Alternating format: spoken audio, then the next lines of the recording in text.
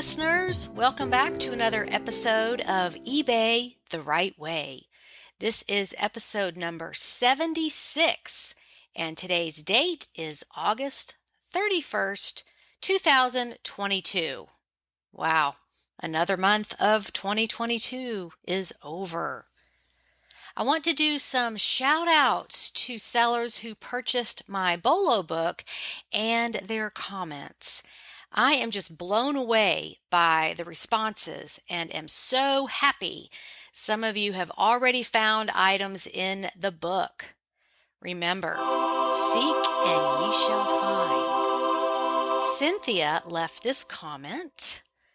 Just as I expected, you knocked it out of the park with the 2022 BOLO handbook. I'm forever grateful for all the guidance and resources you have offered over the years. Thank you, Suzanne.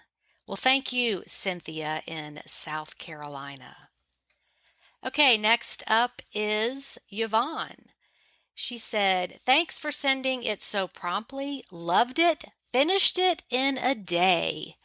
And that is wonderful because the book is designed to be an easy reference. It's not really a lot of reading, but you can definitely get through it in an hour or so and just file those items away in your brain.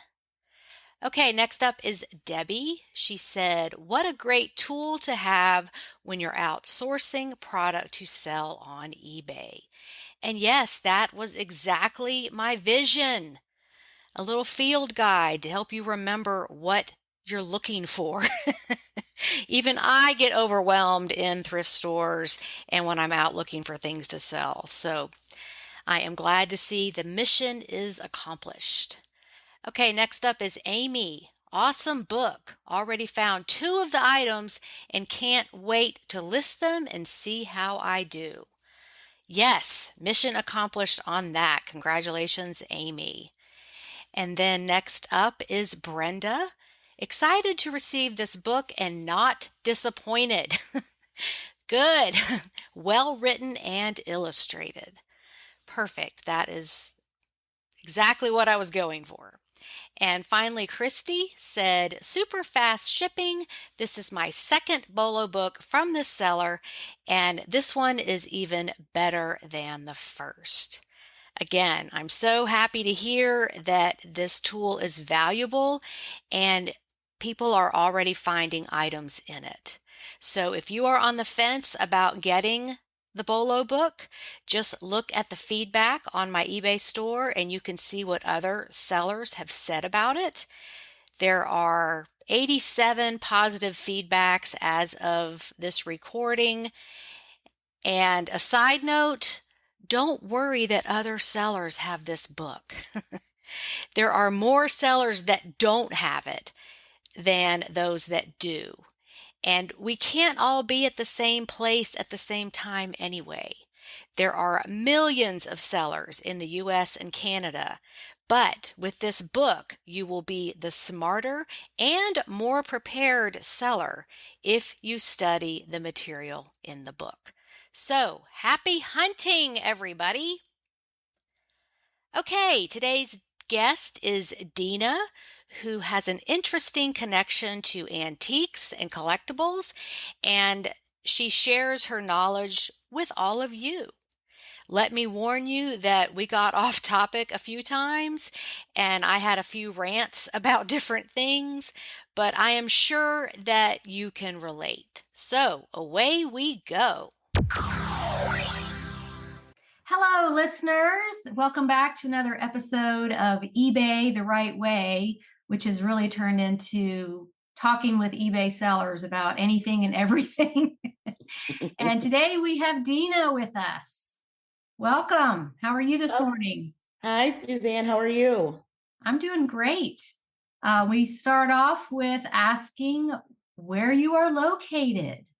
I am located in Huntley, Illinois, which is a suburb of Chicago, 45 minutes northwest. So a little town, about 30,000 people. I've been out here in this area since 99, and I love it. I'm sensing maybe you're originally from New York. No. No, that's not the accent. No, I was born Wrong. and raised in Schaumburg, Illinois, which is a big suburb of Mhm. Chicago. Um, I have a weird voice because I got you ever have strep throat? I Mhm. had it like 4 times in a row. So I used to have a really high pitched voice, but my freshman year in high school, my vocal cords got all screwed up.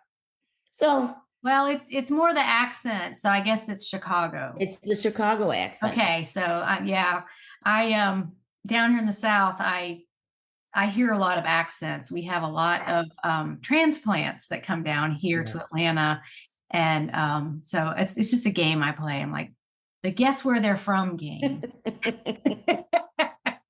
So I was wrong. Okay, we It's played that. okay. Um, okay, good. So you probably have access to a lot of good stuff, thrift stores, estate sales, garage sales. We do out here.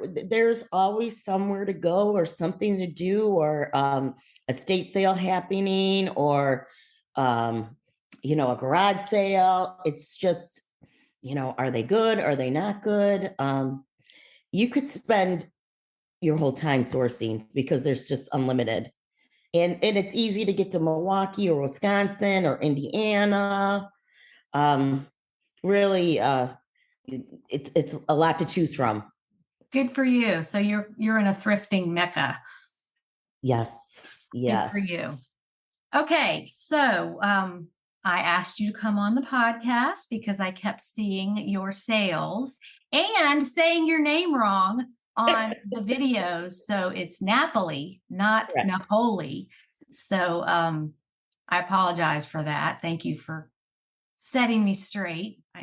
People say Either my way. name wrong all the time, and I don't really worry about it, but I'm Yeah, I don't really worry about it. Just don't call me late for dinner, Call me there you anything you go. want. That's right. Okay, so let's talk about how you got started selling on Oh, eBay. so I started in February of 2020. Hmm. And how we got into it is that um, my mom passed away in 2018 and she Hmm. was she had cancer, short bout, she passed fast, and she was an antique dealer. She would buy estates. When they would go to the time that you didn't buy them online, you'd go and raise the little number The paddle, yeah. right, you'd go to the courthouse. So she would buy estates and then they would clean them out and sell all the contents. And then she was also a real estate agent, so then she would sell the property. So she did that in the 80s and 90s, in the early 2000s. And we never really thought anything about it because it was mom. She had a lot of junk. She had junk. So, Mhm. we would move into our new apartments and, my theme was I had cobalt blue. So she gave me cobalt blue plates and cobalt blue barware. And my sister was yellow. So she got yellow. Now I know it's depression glass or, Okay. this. So she would just give us stuff. I'm like, oh, mom gave us crap again. So when she would always joke around that when she passed, all this stuff in her house is worth a lot of money, so don't throw it out. So she passed, and we got the task of cleaning out her townhouse and selling it. And she had a lot of stuff. I mean, so much bins in the basement stacked high. But what she did is that she put lists of stuff that was in each bin, so that was helpful. So we spent like a couple months cleaning it out, and I never really thought about any of the stuff having any value until my brother-in-law was throwing away some green glass insulators, and my youngest son goes, "Mom, I don't think you should be throwing those out." And he googled it and then found it on eBay. He goes, those are old, those are worth some money. I'm like, stop throwing things out, we could have some money here. So Just put it aside and I'm we'll like, get to it let's later. stop. And my sister's like, we're on the second dumpster. I'm like, no, Oh, no. no. So That anyway, hurts my heart. oh, it hurt my heart as well. After I started, then I went home and I'm a researcher. So I'm like online going, oh my God, mom has this, mom has this, mom has this, blah, blah, blah. So I took over the packing of everything. My sister took over getting the townhouse sold and all the other paperwork. And thank God my ex-husband works for a storage container facility. He's one of the national managers. So I'm like, I need like 5 pack rats, please. Please. And he's like, so he brought everything over there. And fast forward to it, kind of sat there a little bit. My oldest one graduated from high school at the time. We were busy with graduations and all that stuff. And I brought some of the jewelry home because I thought it was pretty. She had tons of jewelry, cases and cases of jewelry. And I started looking up some items. And then she was a really big collector of depression glass, which was worth a lot more than is now. It was worth a lot more 10 years ago. Yeah, the glass market has really fallen in the past few years. Yeah, but it will recycle back around again. So, yeah, it's just like the stock market. It just kind of goes up and down, and things will come back. So we just put those away. And in February, I'm like, I told my son, I'm like, hey, I'm going to sell some of this stuff on eBay. Do you know anything about eBay? And my son's like, oh yeah, I've been selling sports cards on there for the last 6 months, Mom. Did you notice I didn't ask you for any money for, a week for like lunch or anything at college? I'm like, oh, no, I didn't notice, but thank you for doing that. And he showed me how to get on eBay, and I started listing a couple of her things. It was very intimidating because I didn't want to list it wrong or list it low or list it high. And I wanted to know all about the item before I listed it. So I kind of went to listing some of my stuff, and I started going to some rummage sales and garage sales and listing some of my stuff because I didn't want to list her stuff and do it wrong. Do you know what I mean? Yeah. Start off with low dollar items that don't matter if you make a mistake, and that you're not as apprehensive. This is one thing I tell all beginners in my beginner videos and stuff. It's like, don't start off with the iPhone. Don't start off with a Coach purse. Start off with little kitchen utensils, just little knick-knacky things, because if you don't have any feedback. Did you start off with a 0 feedback? Yeah. No, I did not, because I hijacked my husband's eBay account because I couldn't figure out how to set a new one up. Right. Because I wanted to use at that particular time, I'm like, well, I should have a business. So I called it Gram Dog's Antiques. So my kids used to call my mom Gram Dog. Okay. Instead of grandma. So we kind of named it after her. So I made a logo, and because I'm in marketing and stuff for my other job, I made a logo. So I'm like, I'm going to do this all business. Like, well, eBay rejected me because I didn't have an and blah, blah, blah. So I hijacked my husband's account. So I had 19, rating of 19. So it started and better than that, probably the date he opened it was years ago. 2009. Okay. So I know a lot of beginners listen to this podcast. So sorry, seasoned sellers, if you know this already, but it's great information to tell people who ask you about getting started. When you have 0 feedback and your account is just open, and then you start listing high dollar stuff, you are a prime target for all kinds of scams. Yep. So if you can, you want to establish your account, buying a few things.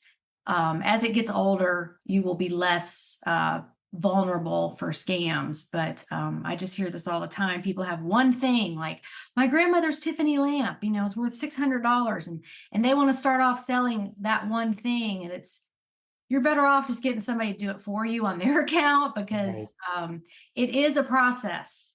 And eBay is even getting more strict about things when you're brand new, with selling limits, not only number of items, but dollar amounts. And there's all kinds of hoops you have to jump through. And that's by design, because eBay wants people who are going to be committed to selling stuff, whether it's a few items a month or hundreds of items. And so new people think, oh, it's so difficult. Well, no, it's just like anything else. You just have to go through the steps. And so I'm not glad to hear that you were rejected, but that's a perfect example of what can happen when you're starting out and you want to just start a business. It's better just to do it on a personal account, get Right. used to the system, sell some things, and then you can always transition that account. You can change your store name and Which all I that. did. I Yeah. did when I had all the ducks in the row then, I didn't want to, Yeah. go too So fast. So that's my speech. Back that to is true. That is true. Yeah, I haven't been, I've been fortunate not to have too many scammers, or I've just blocked them right away. But right. um, you read some horror stories, and I feel bad for some of those sellers just trying to have fun and make some money, and they got to deal with that stuff. So Well, and it's really just ignorance, and I'm not using that as a in a bad way, like in an insulting way. But if you don't know, you've never done this before, you don't know what all the pitfalls are and what can happen. So um, that's usually the problem, is people just don't know the system, so they get caught up in things that are kind of hard to unravel sometimes. right, Yeah. exactly. So back to your mom's stuff. So anyway, so we started. I listed some other stuff. I listed a glass set and all that kind of stuff, and made some sales, and I was excited. And then all of a sudden, the pandemic happened, right? And we Right. have another business, which we have a family-run business. We make custom apparel and promotional items. And next month we'll be celebrating 20 years, which is great. So I Congratulations. work with my dad and my brother and my husband, and I had a lot of friends working for me, and it was great. But then when the pandemic hit, nothing, everything died, and it was sad. We had no orders, no schools wanted t-shirts, and no corporations. They canceled all their, upcoming marketing projects, or any, they're not having any, seminars or conventions anymore. And I'm like, oh my God. I know, it was just everybody was walking around like a zombie, like, I don't know what to do. And that was really the problem. A lot of people got mad, had to wear a mask, Right, this place is closed, can't do right. this, but nobody knew what to do. Hindsight's 2020, and when you're in the middle of it, it was just so frustrating, and watching people lose their businesses because they couldn't be open, or there was no interest. People were There was hanging on to their money. They didn't know how long it was going to last and what was going to happen. no one. Well, in where you're at, it was a little more, I don't want to say lighter, but up here in Chicago, it was, you listen, if you walked out of, you're afraid to walk out of your house. Yeah, like, we could get away with more down here, is right. what you're saying. Right. The Yes, rules in a weren't nice as way. strict. And Yes. you'd see people that just refused to wear a mask, and Right. nobody would say anything to them. You know, it was in different parts of the country, it was different situations. Right. The South was a little more relaxed on some of that stuff. Right. And my son goes to Old Miss, so he goes to University of Mississippi. Oh, So okay. yeah, so he was okay. And then all of a sudden he got sent home. And his girlfriend got sent home from college, and they came back home. And then my youngest at the time was still in high school, so they stopped school for a while, so he had nothing to do. And then my step's daughter came to live with us in COVID, and then she brought her boyfriend. And this is all happening while we just bought a brand new house on a couple acres on a corporate Huntley, so we could be quiet and quietness and peaceful, because the kids are going to be grown and moving out, and we wanted to enjoy the last half of our life. So did you have them pitch tents in the backyard? Y'all staying out there. Oh, I wish I could have. I mean, everyone was on top of it, and everyone was together. So me and my husband would go to work even though there wasn't any work, because we didn't want to sit at home with them. It Um, was your escape. we escaped. So it worked out for a couple weeks. And then all of a sudden they showed up at work, and they're like, you guys are watching TV. I'm like, yeah. Well, we're hungry. I'm like, they found us. Crap. So then it became the fun hobby of selling some of my mom's stuff, and then some of the stuff I thrifted on eBay came to a necessity is that I need to sell stuff to support my family because you still Mhm. have to pay your mortgage, you still have to pay the bills. I'm not feeding 3 mouths now that are at home now. I'm feeding 8, and then some, I Eight didn't even know how much grown-ups. chicken to buy for 8 people. I never had Yeah. 8 people in my house. So it became a necessity. So um, then it kind of kicked into high gear where, okay, I got to list 10 items a day. I got to list 15. We got to clean. We got to pack. We got to do this. We got to do that. And that's how we survived COVID without going totally bankrupt and losing everything. Well, I love to hear that you came to eBay in 2020. And I've mentioned this before, but my business was great, selling used clothing and swimwear and things that people were using during the times of COVID, and, people trying to get outside and do more activities and, needed stuff for that. But so many customers were just new on eBay in 2020. Like they decided stores are closed. I need what I need. Amazon's out of stock of a lot of things. You'd go on Amazon and it would be estimated delivery 3 weeks. They were slammed. They couldn't keep up. But here's all these eBay sellers with all this stuff in their house that they could ship today. Yeah. And so it just took off as far as buyers. And, I'm very analytical that way. I like to look at who's buying, where's it going, are they a repeat buyer? And so I like to, I always want to ask them, what are you doing with that? yeah, you can. I have. I have sometimes I get a lot of feedback of like, my mom had a lot of deer glasses, I think Federal glass, they were like gazelle glasses. And, I sold a bunch of sets in COVID and people are like, well, we got nothing else to do. We're just going to cocktail and fancy 1950 Yeah, glass. kitchen stuff. Everybody's cooking at home, outdoor activities, homeschooling stuff, things to entertain kids, consumable stuff like arts and crafts supplies, things like that. And it was a very interesting, frustrating, but interesting time if you had the right things that people wanted. Right. And by us, all the stores were closed. So when I Right. first started buying sourcing stuff, the Goodwill online wasn't very popular. So I was just hauling in tons of stuff cheap. Right. And plus it gave me bubble wrap and boxes that I needed so desperately Mm-hmm. to ship stuff. But now everyone knows about Goodwill online and those prices are just at the peak, and it's hard to get a deal on there or to pick up something to resell. Well, So but I think as far as that situation and prices in the stores have gone up, I think if you look at the laws of economics, you can only push those prices so high. And people are just like, no, I'm not doing that.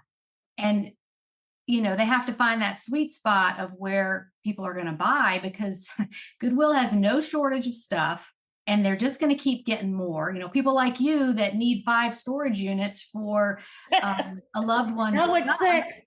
Right. And whatever. So I think we're going to see a shift at some point. I know grocery prices are insane right now. I can't even go to the grocery store I've without getting started mad. shopping at Walmart for groceries, which I don't normally do because it's just not convenient. Like it's a little bit out of the way, but there's Walmarts everywhere. But some of their items are $2 to $4 cheaper. It's the same exact thing. And it's like, I'm sorry, Publix and Kroger. This is where I draw the line. I'm not paying $4 for that when Walmart has it for 2. And you do that on 100 items, that's a lot of money. Yeah.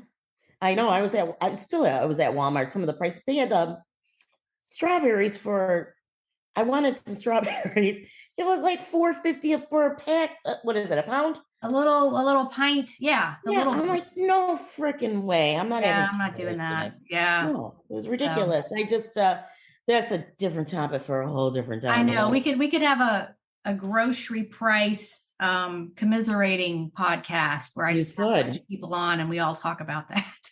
But I'm just saying that that's a great example of consumers just putting their foot down and drawing the line and like, no, I'm not paying $8 for a bathing suit I'm going to resell. Right. No, I'll go on senior day and get a lower price, or wait till it's half price, or go to a different thrift store. But, you know, I have these conversations in my head the whole time. I'm like, $12 for a pair of shoes? Yeah, that's not happening. Nope. Yeah. I do the same thing too. I'm like, ooh, no, can't Those are buy that nice, today. but not that nice. Right. Unless I could sell them for 100, then maybe. But That's different. That's different. Yeah. But then you have to know your product that you're selling. Right. So you might find something at the Goodwill for $12 and sell for 100. Okay, that's a good flip, but it's not a good flip if it sells for 15. You lost or money. 30 even. Yeah, 30. The work involved. So Right. anyway, I seem to have a lot of rants going on in this podcast.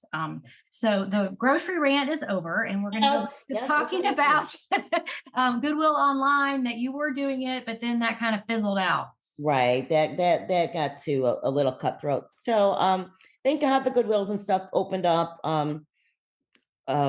for me to get out there. I remember the first day they opened, people were in lines out here waiting to get in. Everyone was so excited. So we hit 4 in one day, and that was fun. So we just trucked along. In that time too, my husband had quadruple bypass heart surgery. So yeah. I hope you had good insurance. We did. So we had that in COVID too. And yeah, it's just been like, it was just one punch after another. But things started picking up with our other work, and you know, the eBay was good too still. So I just kept doing both. And you know, sometimes I pick up some of my mom's stuff and sell. I just have a hard time doing it because I have an emotional connection to it. Yes. So I kind of put it back down. My sister and my brother are like, you got to sell some of my stuff. You got to get rid of it. I'm like, I know. It's just you pick it up and you're like, oh, I remember this, and we use this at Thanksgiving, and it just then all of a sudden you're just this quivering heap on the floor crying, because it's like, and you just have to stop for the day and do something else, and then come back again, or put that item aside. I've helped several people do this with their parents or spouse, and it's just, you don't realize how it's going to affect you emotionally and how that changes your whole energy for the day. It's just like, you know, I just can't do anything else today. This is too hard. Right. Yeah. So it's still hard. I'm actually my in the eBay business and the reselling business, it's kind of still a family affair. So everything we always do is just family, right? So, you know, my dad was at a antique mall, and he goes, oh, you need to go to this antique mall. This was last November. I rented you a booth. Okay. So I go in there, and they actually ended up being great people. That's a family run antique boutiques in McHenry. So it's about a half hour away from my house, which stinks, because when I have to bring inventory over there, it's kind of a haul. I gotta get out the bubble wrap and make sure that it doesn't break in the car when I get there. But the people are so nice there. And actually, I'm so glad that my dad recommended it, because you know, as well as a lot of other people, that you spend a lot of time by yourself in front of the computer, or washing stuff, or you're alone a lot, shopping alone, because sometimes, you know, people, they don't want to come shopping with you. And, nobody wants to go shopping with you. I know. No one wants to go shopping. You take too long. I'm going to go run some errands and come back. What? Now, Text me when you're ready. My son's girlfriend loves to go thrifty with me. And so, but the whole cart, I said, go pick out whatever you want. It's all for her. I'm like, I can't sell any of that. She goes, it's for me. I'm like, okay. But anyways, so what's nice is that when I go there, I get to interact with people. I get to see, you know, sometimes I stay for an hour or two and just walk around and talk to customers, see what they're looking for, because I want to gauge what's trending right now. So then if I have any of that, I could get it up on eBay and sell it. Right.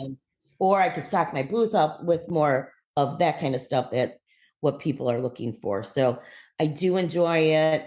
it was a score that my dad, and a blessing that my dad suggested it. So it's a little family affair kind of thing going around. I like it.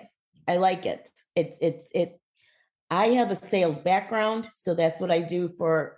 I not only run our family business, I do all the sales. So I kind of approach the eBay the same way that I would if I was selling a spirit wear program to a school. It's sales, everything's got to cross your T's, dot your I's.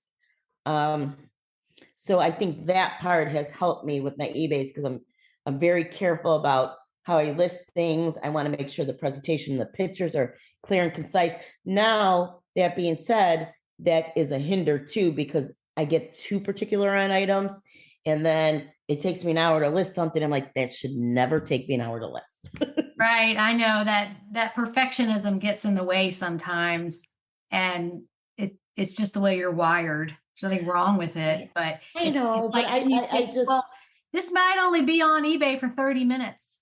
Somebody might be looking for this, and all this extra work and fine tuning wasn't really needed. well, when I first started doing eBay, I graduated with a history major.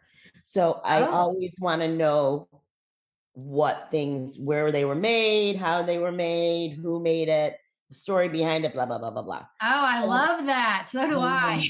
I love it. So my mom had, like I said, she loved depression glass. So she had all of the depression glass books and stuff. So I really love reading books and looking through the books, then flipping online, looking for something. So I have a bunch of antique books now. And so I'll do a lot of research and stuff like that. And I was putting a lot of that stuff in my listings, but I'm thinking I'm the only one that cares about it. Right. I want to say that half the time, because there are sometimes that people have bought things because they remember having that, but they didn't know the history of it. So now that I explained it to them, they bought it again. So I'm trying to pare that down a little bit and just looking up something and knowing the history of it for my head, putting a little verbiage, 1 or 2 lines in my listings, but I know I got to speed them up a little bit. But what I'm hearing is that you do have a lot of knowledge, and you like doing it. So you could eventually monetize something, or just do it for fun, and put it out there, and you'll be helping people, because that's what the part I love is researching, like, what is this brand and where did it come from? And I've never heard of this before, and it's 15 years old, Right. That's a great idea. That is a great idea. I would love, there's so many possibilities of what you could do in this whole reselling community in business that we're in, is that, you can do whatever you want. Sky's the limit. Whatever you enjoy, whatever you want to express and share with other people, there's now avenues and outlets to get that out there. And So, the technology is there so much better. It just gets better all the time. Things are faster. It used to be, writing a blog was just such a project, to get it put together. And now there's just all these things are cookie cutter, and you can just jump on there and do it. So just throw in that little. I would love, a blog would be great. Now, my sister is such a great writer, so I'm waiting for her to retire so she could come work for me and write the blogs. I can mumble up what I want to say, and then she can write it. Yeah, that's perfect. That's perfect. So one day that knowledge will manifest in another way, and you'll probably love doing it. It sounds like you do. I always wanted to work in a museum. I was going to school to be a lawyer, and then I wanted to work in a museum. I wanted to work with Chicago history. I always thought that the city of Chicago had some rich and thick and interesting history. And then I ended up working at a pizza place and being a manager, and then working for my family company, and then starting another family company, and then starting this family company. So maybe one day I'll do something that I wanted to do. Yeah, it's a good project for later down the road when it's not so physical and you can just write. I hope so. That's what I'm trying to do right now that I'm transitioning to the next half of my life, is that I'm trying to figure out, okay, what can I do in the next half of my life that's I will enjoy, that that will bring in some income, won't kill me, literally. And I won't get emails at 2 o'clock in the morning of people saying, where's my t-shirt? Or is my spirit we're going to be ready? Or are those hats going to be ready for the convention?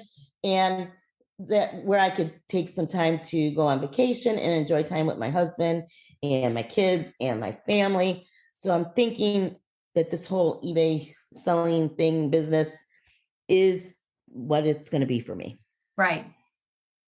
Yeah. I mean, you can always set up a consulting site where you talk to people who want help with their item. Like there's appraisal sites where you pay $20, and there's or there's you could be the depression glass expert or whatever you want to title yourself. But She loved depression glass, but I like mid-century modern glass. okay, well, just the wheels are turning in my Right. head of I love it. I love there's that. a lot Yeah. you could do on the side. Right.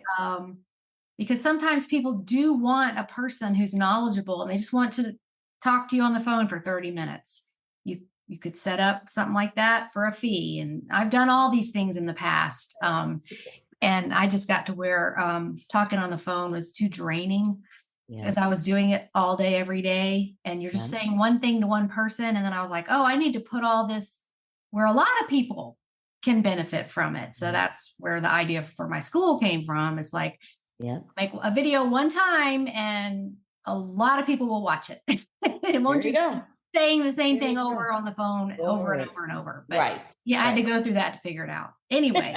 And this goes for anybody listening who is, I guess, knowledgeable, or if you want to call yourself an expert in anything, you can do that. You can figure out a way to monetize your knowledge. There's a lot of opportunities out there on the internet where you can do Zoom calls with people and charge them and whatever. So you have to play around with what works. But it goes beyond eBay, because eBay can get a little monotonous. It can. It get to the point that you feel like you need to list. Everyone says list 5 items a day, or you got to list 10 items a day. Well, you do that for a month. You don't want to list 10 items a day or 5 items a day. Sometimes you don't want to list at all. You don't want to look at that death pile. You don't want to, you don't want to go to a Goodwill. You don't want to go shopping. You don't want to do it. And you shouldn't have to. That's what this kind of business gives you, the flexibility to do that. I personally think that anyone should just do what is good for them. In as long as that you're achieving the goal that you set out to achieve, that you're doing okay. Yeah. And you're right. 5 items a day, 10 items a day. It gets to be like working for the man, doing the same things over and over and over, and you're your own boss. And like one time I had maybe 20 pairs of shoes, and I'm listing these shoes, and I'm like, I can't look at these shoes today. I'm going to go to Goodwill for 2 hours and just get out of here. Right. Get some other things. I mean, I have some pretty strict rules for myself, like don't go shopping until you've listed everything you have. But sometimes it's just like, I got to get out of here. I got to get free. Yeah. And, you read online sometimes that people, I listed 30 items today. What kind of, did you list any good items? Did you even put like the condition it was in? Did you even write a complete sentence that didn't have spelling errors when you listed that? Because you're only thinking about listing quantity items instead of quality of items, or things that will sell and make you money. I just think that's all funny. I know sellers feel bad when they see these pictures of, piles of packages that are being mailed that day, or I listed 50 items today. Well, first of all, anything can be photoshopped, found on the internet. You don't know if that's real. And then are those 50 items, did you end items that were already listed and just restart them? Is that your definition of listing? Did you take all the pictures on that day? Because sometimes I'll take a whole bunch of pictures, like while I'm listening to a movie or whatever, and then that's it for the day. And then the next day I start listing.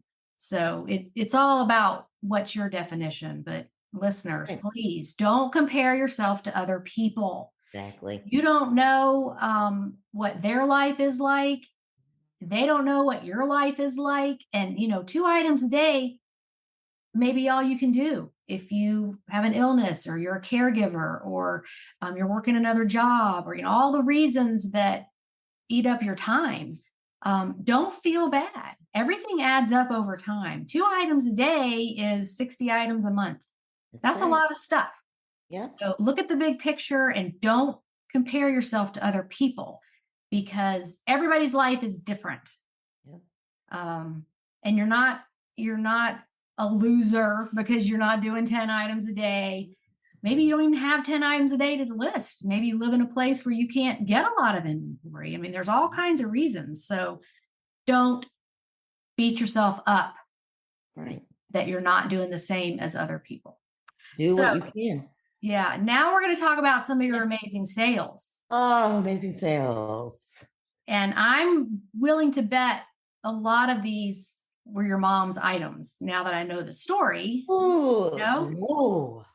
Oh, then gosh, I'm just wrong all over the place on this podcast. But her experience in the antiques world Right.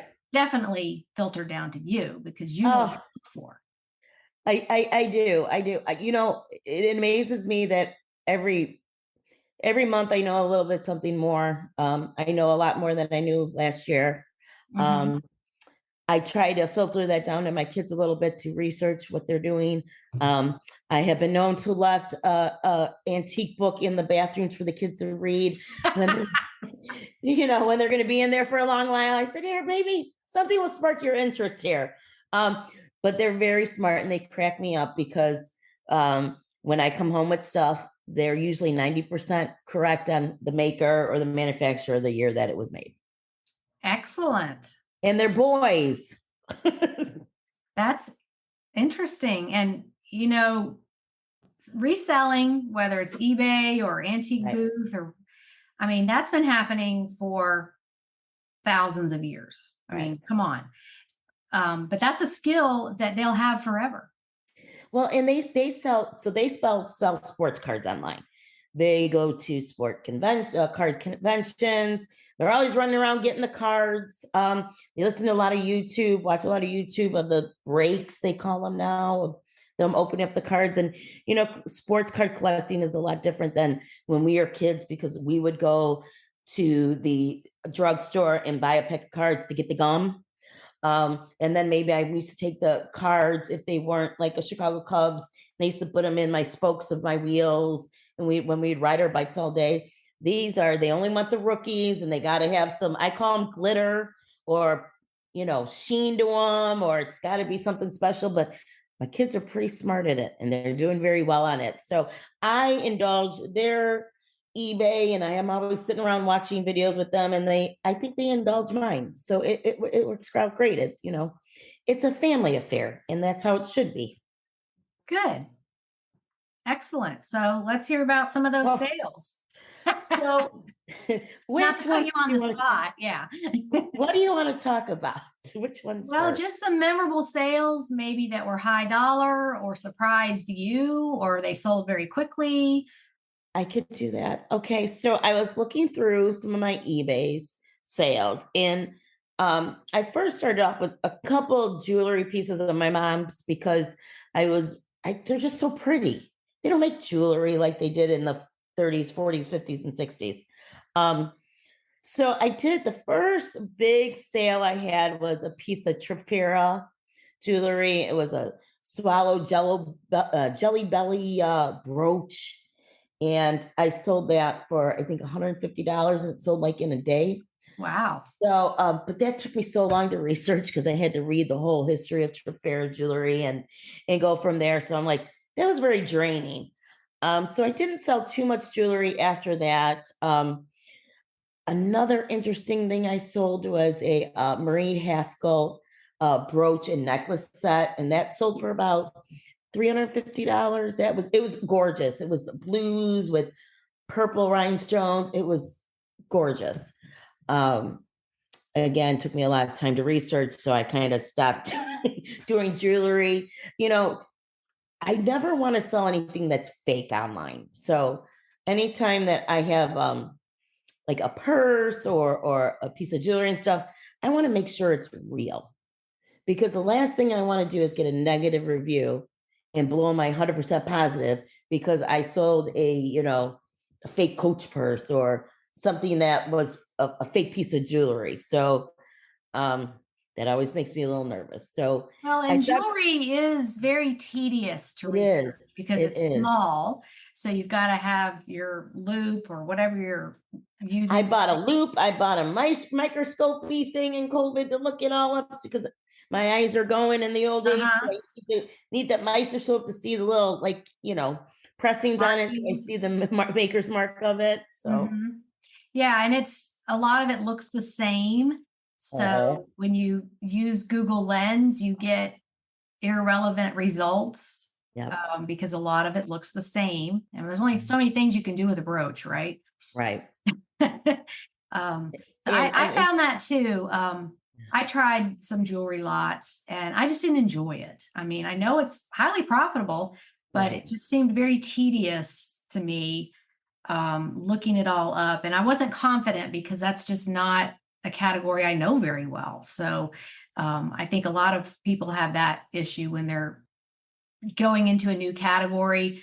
You don't have the confidence to know that you're pricing it right because you haven't sold that before. right. Right. So that scares me a little bit. So I switched to I really like glassware. I like mid-century modern glassware. I like since I'm in marketing and advertising, I love marketing and advertising glasses. I love the 80s, especially the 80 old Smurf glasses or the 70 Pepsi Cola glasses. Uh I love old Anchor Hocking glasses, Libby glasses, all the fun patterns. Those again, I bought some books, so I did some research. And I always find those are really easy to sell for me, and I enjoy listing them. Um, and they always sell fairly well. In the when we with COVID, they sold so fast. It was hard to keep listing them because a lot of people were staying in their homes or redoing their homes, or they wanted something fun for their homes. Glassware right now is down just a tad. I'm seeing that they're not moving as fast. So I've had to reinvent some of the stuff that I do so I can have a consistent sales base. The worst thing in the world is, well, we all know this in the last couple of months, is not having to sale for a day or two. You want to pull your hair out and you feel like, what did I do wrong? What did I Yeah, miss you feel wrong? like the biggest loser in the world because You you have all this great stuff. You know it's priced right, right. and you're just not getting anything. And it's very frustrating and No, and you walk around and you got your demoralizing. head down and you're moping, and then I try to pick myself up and I think, okay, what have I learned from like listening to your podcast and listening to some other people? What's selling now? So like, I picked up some bed sheets because I thought you had someone that sold bed sheets, or you said that the old linens. It was Probably Miss, a few different people that like yeah, these. Paracel. Yeah. They were new in package, so I sold those for $12.99. I paid $1. That wasn't bad, but at least something sold. Um, And easy to ship. Easy to ship. You know what I always pick up when I see it is vacuum bags, Hmm. especially when they're only a new in package. I had a store closing in COVID. It was one of my friend's resale shops. She didn't make it. So she gave me all these, she had like of vacuum bags. And man, did those sell fast in COVID. I was like, why do you want this? But, Well, like a judge. let's see. Everyone was cleaning because they were Right. germaphobes and they were probably out of stock online and all the stores were closed. So where else are Right. you going to get them? Right. And you've got, 10 packs of the Hoover XYZ size that everybody Yeah. needs. And Right. yeah, it's It just, was it was a good sell. It was a good sell. So that was fun. Another what else did I sell? Oh, I posted it on Monday, was that you had the lady that sold all the small electronics and like home good stuff like blenders and coffee, like clear coffee. Remember that woman, Robin? I think, was it Oh, Olivia Poole? I You don't mean know. on a podcast? Yes. I think it was Olivia, the coffee pot Yeah, lady. the coffee. Well, I found a Vitamix blender, just I saw that. And yes. I just bought a Vitamix a few weeks ago. That was my birthday present to myself because my $20 Oster exploded all over my kitchen. And I was like, nope, I'm getting a good one this time. And might as well with stuff like that. Yeah. But you don't even have to go pay for a price. You can always find it online. yeah. And it was just I saw you posted the blender, what's Just that piece called? just the container part, Right, the with container. the blade, and then it have the what'd lid. you get for that? $45. Yeah. So it did. I was a little upset because it did go to a man that once he bought it, I checked his eBay out because I'm a little snoopy, and I wanted to see if he sold stuff.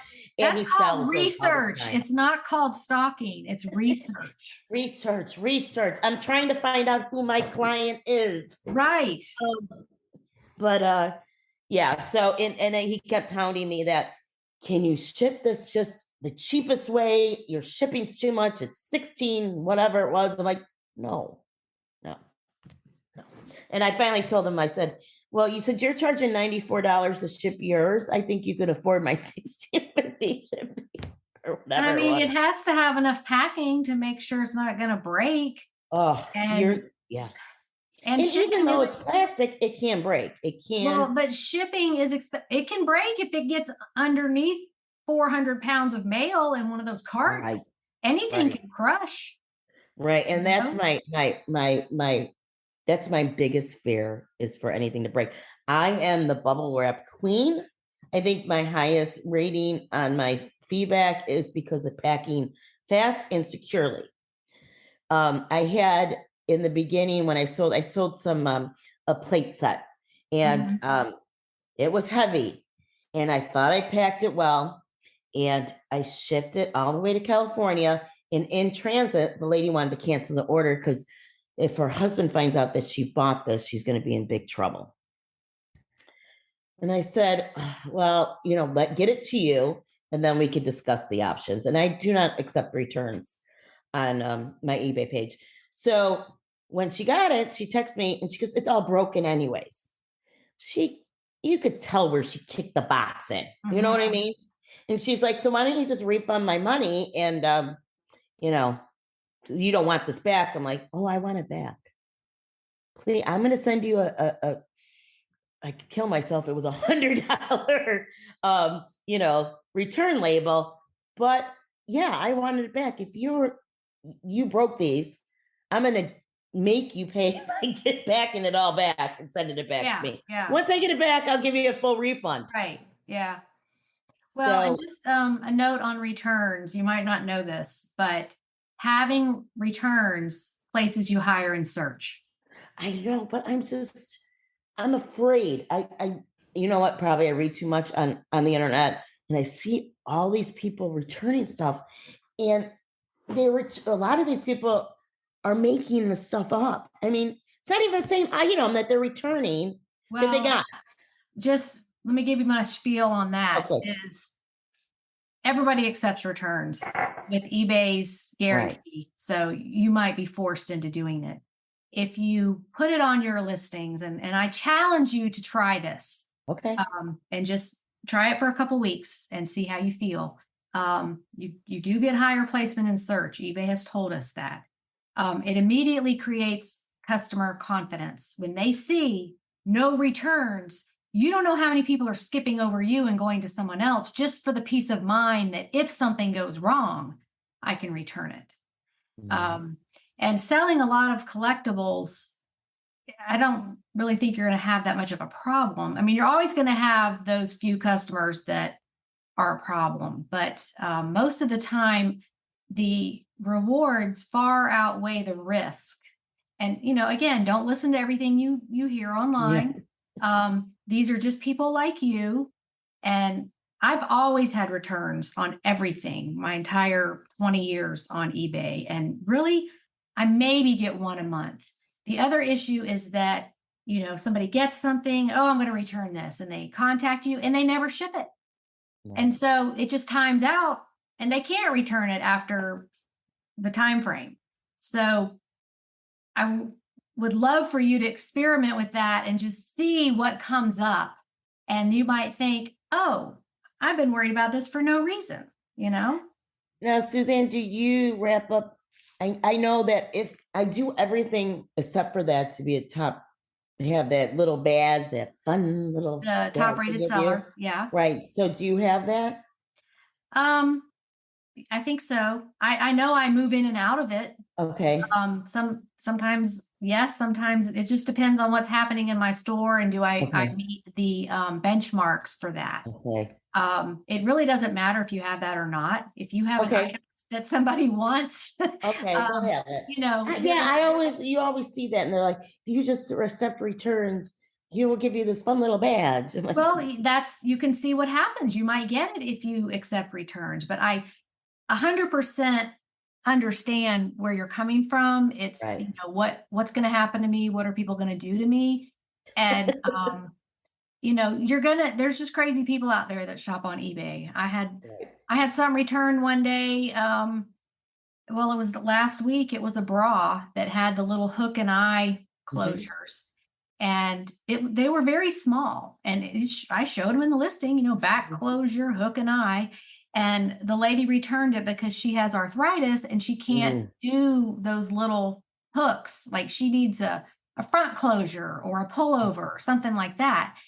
And to me, that was kind of a dumb reason for a return, because she already knew that she couldn't do those fasteners. Right. And she either didn't read or didn't look at the listing or whatever. It's not a big deal. She paid return shipping. I don't pay that. So can you, if they want to return it, they'll pay for the shipping? Well, it depends on the reason they pick. If they pick item not as described, then you're charged for that. The seller is charged. But what eBay has done is they have, when someone wants to return something, there's a list of reasons, and it can be didn't fit, didn't like the color, blah, blah, blah. All these reasons that are, pretty generic reasons. And then at the bottom of the list is item not as described. So sometimes they're going to pick a reason before they get to that choice of item not as described.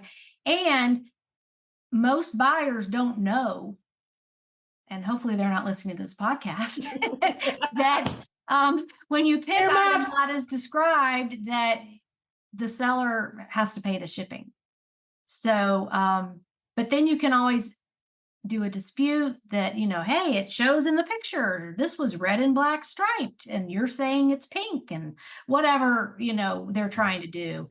But rarely that happens to me. Well, again, you do a lot of more apparel, which I give you. half and half now. Is it half and half? It's about, I yeah, saw a lot more plush. I'm transitioning to more collectibles and plush and things that don't get returned. I really watch that, because some things just got returned all the time. So I quit selling those brands, or like Anthropology. I don't sell that anymore, because people, they were buying the item and then sending me back their old crappy one, acting like that's what I sent them, doing the switcheroo. And I'm like, I'm not playing that game. It is a lot of trial and error to see what sticks, what's not going to get returned. Right. So that's something you haven't done that you could experiment with. You can always change it back. True. And I don't mean to sound preachy. I'm just like, I see an opportunity that you're not doing. And I see it as a challenge accepted. And if you have any questions, feel free to email me. I'm glad to help you. But I got 5 returns, Suzanne. I'll tell you. We'll see what that's see what happens. Look at what are they, right? And for clients that I've worked with, other sellers that have a lot of returns, it's usually something they're doing wrong on the front end. They're not giving enough information. They're not showing enough pictures. or it's just an item that is returned a lot. iPhone cases and stuff like that, handbags that people switch out.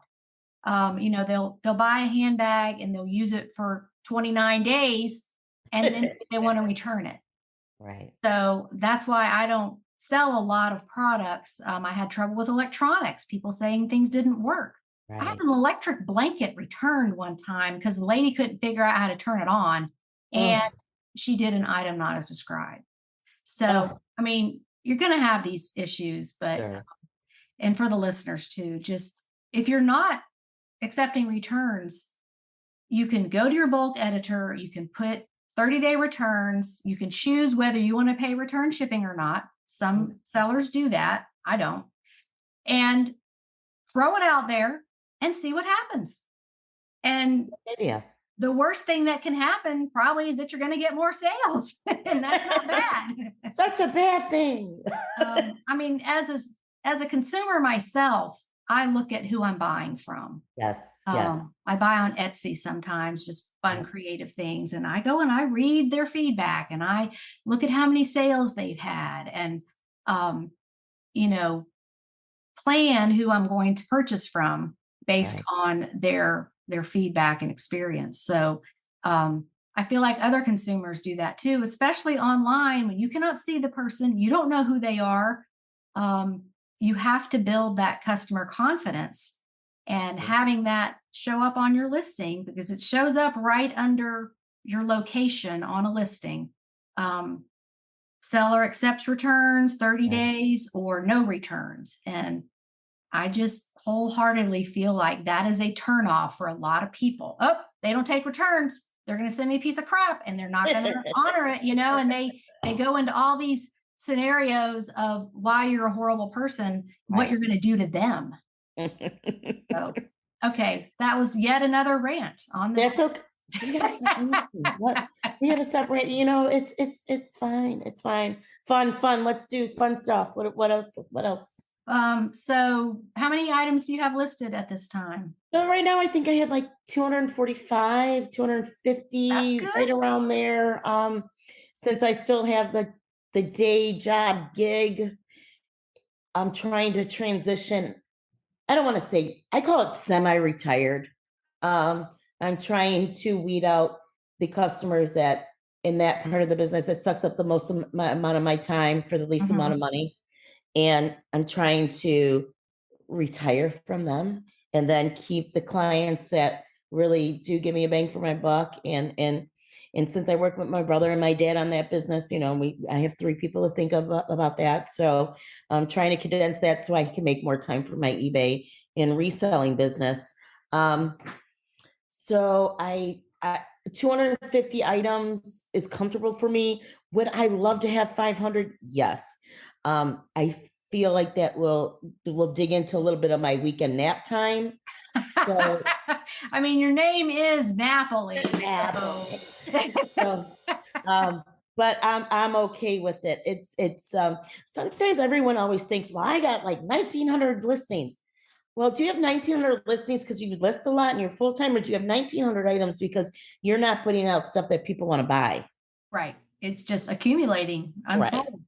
Right. Yeah. Not everything sells. Not everything is valuable.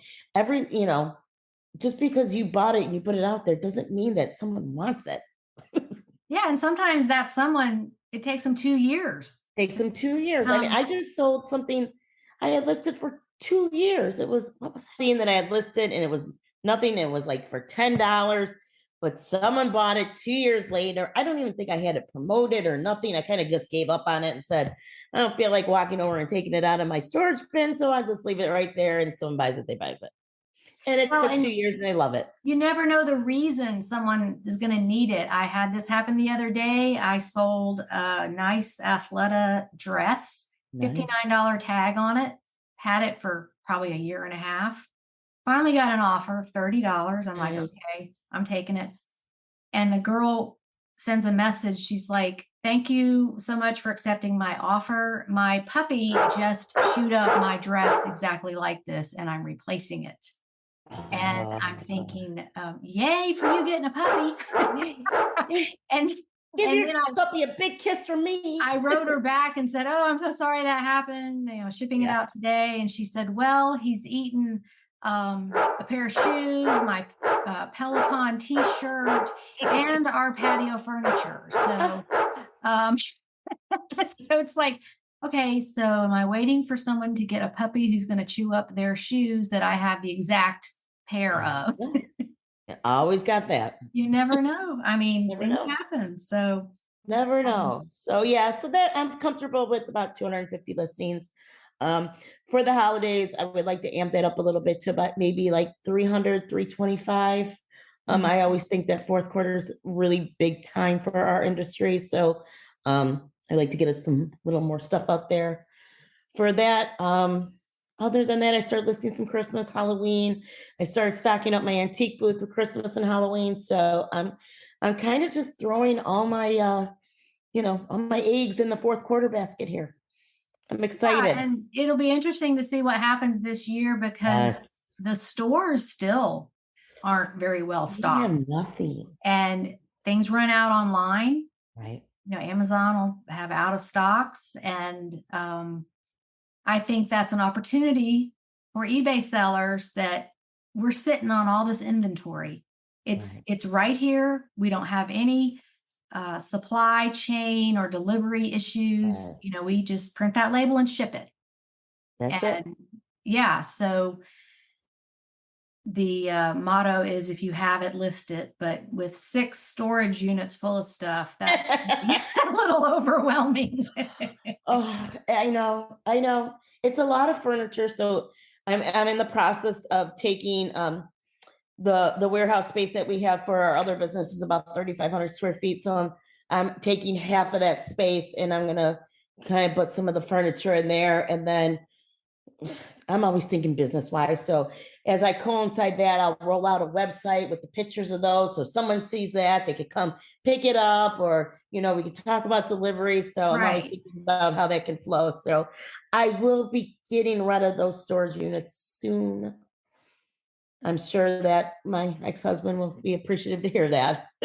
I mean, it's just a process, It is. And it's not, the process for me is not done right now in there. Right now, a lot of the listings that you're seeing that I'm selling now are from my college roommate's parents' estate. So my dear friend Kevin, we lived together one year at Loyola University downtown in Chicago. And he was a mama's boy and he used to call his mom every night at 10:30. And we used to kid, "Are you talking to your mom?" And, he was an only child. So his mother passed away a couple of years ago. And then his father passed away, not last February, but the February before COVID. So he's just getting right now to the time that he feels like he could sell their house and pass along their items. So he called his lovely old roommate that, heard that online and on my Facebook that, I'm dabbling in this now. So I've been helping him through the process.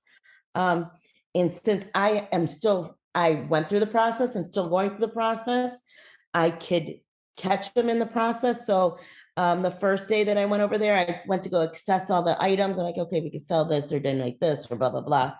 And the second day, I'm like, "Kevin, you didn't move any of the boxes over there that I told you to go through and donate or separate." It's like, "But I found my old report card." I'm like, "That's it. We got to buckle down here, kid." Because I could say that because I'm not attached to that. So I've been finding a lot of neat things in there because they saved everything.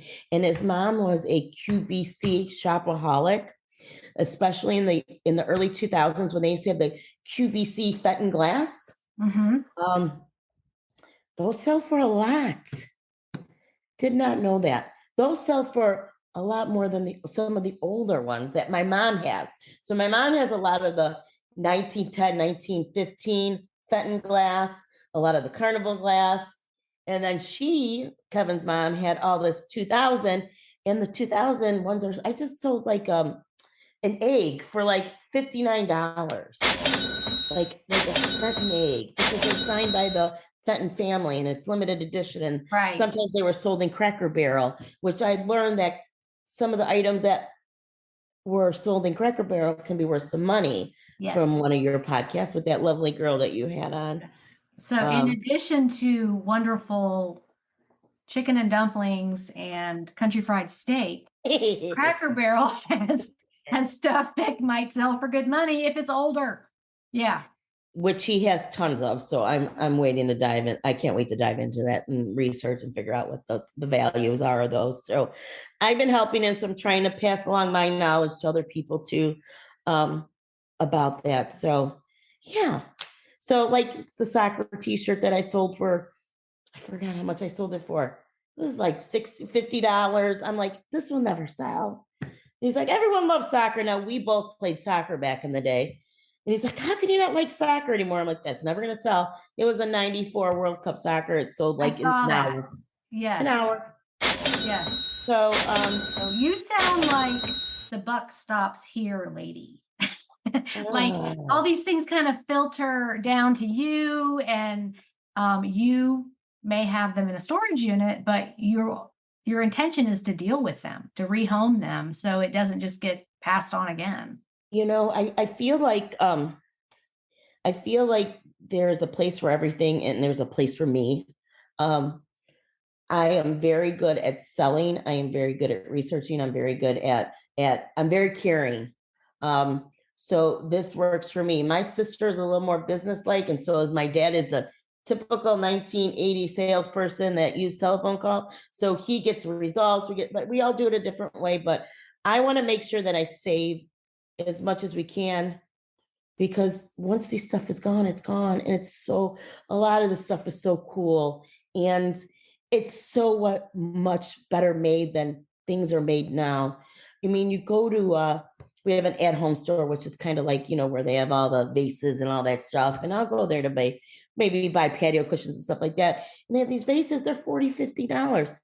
I want to put a sign there. Go Goodwill, you find the same thing for $2.99. Mm-hmm. Or right. Go to my eBay page, and I have the same one for that's real. So luckily for us, there are some people that will never set foot in a Goodwill.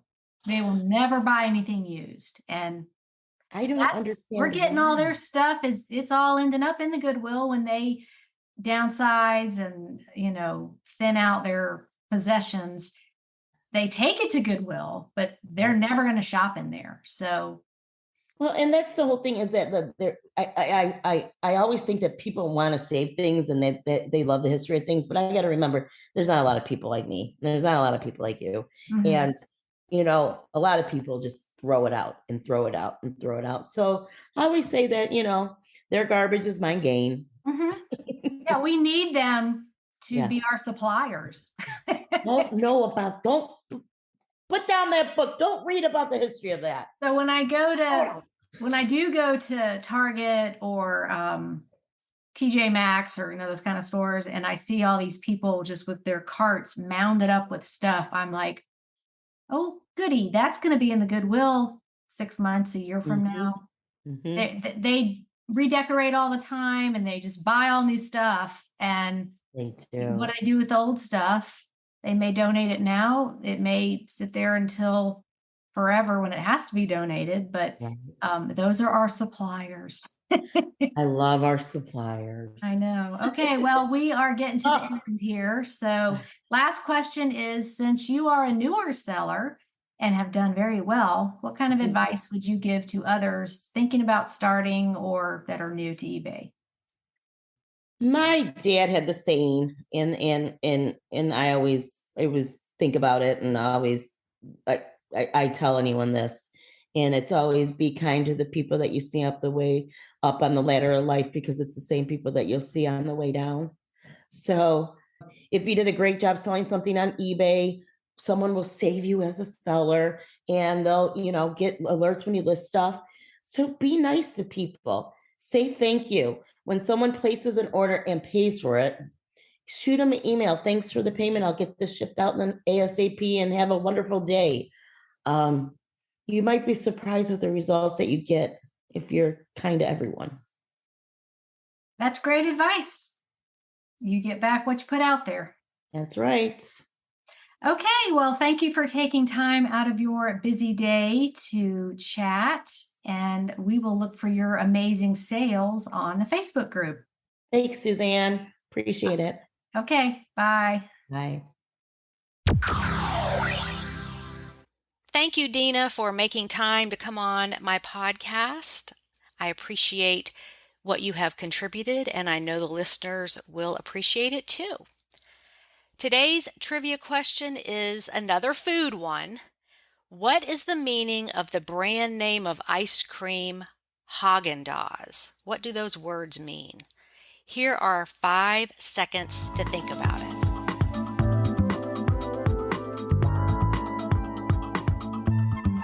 Okay, here is the backstory. 1960, Reuben and Rose Mattis had a vision for changing the world of ice cream. At a time when others were cutting corners and pumping their ice cream with air, our creative founders set out to do something better. Using only the finest ingredients, their rich, velvety ice cream created a category all its own.